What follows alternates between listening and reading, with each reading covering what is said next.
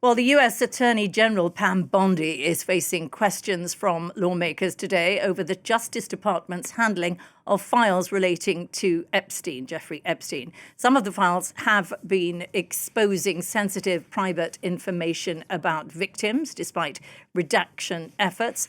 This as famous names are redacted.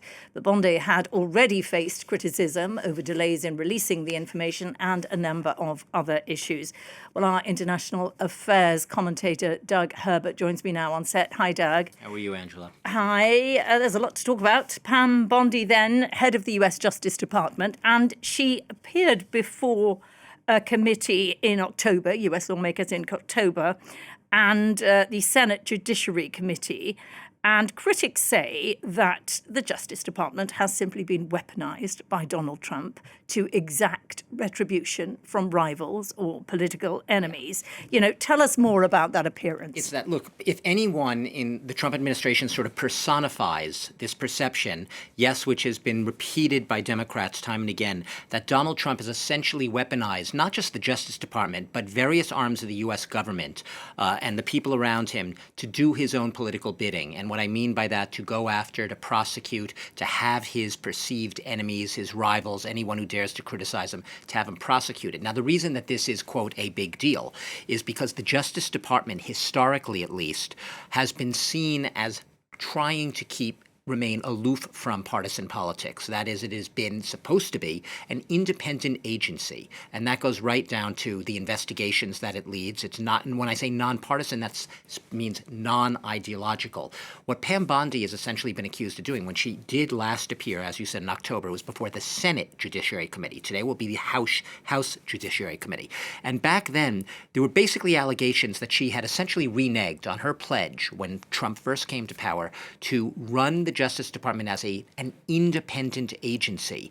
One of the senators at that hearing, Richard Durbin, he's a Democrat from Illinois, he basically accused her, said she had left the Justice Department leaving the Justice Department an enormous stain in American history,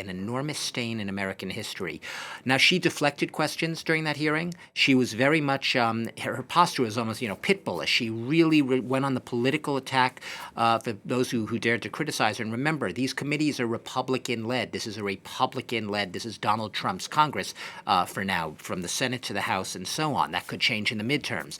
But she is, of all the people, really seen as personifying that. The Trump agenda, the Trump weaponization of the government to do his ideological and political bidding. Obviously, she denies it. But the Epstein, scandals obviously mushrooming and amplifying, if you will, a lot of these criticisms. And that's a lot of what's going to come to the fore today.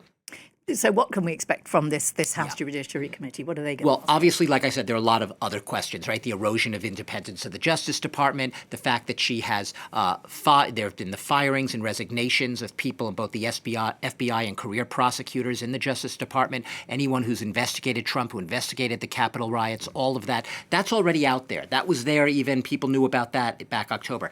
Now it's the Epstein files. The Justice Department under Bondi has been accused of several things. And once again, accusations leveled by Democrats because the Republicans are still rallying around Trump. They're still MAGA Republicans. They do not really oppose Donald Trump in most cases.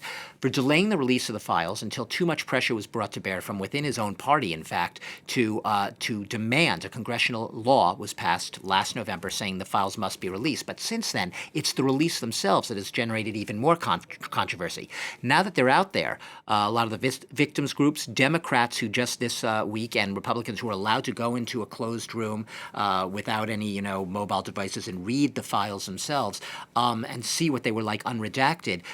They basically have complained that a lot of the victims were willy-nilly identified in these files. That is, either their private information was exposed, in some cases nude photos were published, while they would also say that a lot of the people among Epstein's actual associates were redacted. Their names were protected. So the general allegation is that Pam Bondi's Justice Department not only has been less than forthcoming and transparent in its release of these files, but they've been sloppy and incompetent in the way they've redacted these files to essentially end up re-traumatizing victims by exposing them again and then saying, oh, our fault, taking them back, re-redacting them, giving them further review if they're flagged up by the victims as why did you release these, while protecting, this is the allegation at least, protecting the associates of Epstein themselves. She's going to really be grilled by the Democrats on the Epstein question today. Doesn't mean the questions aren't going to go further, namely about her treatment of going after Trump's opponents with investigations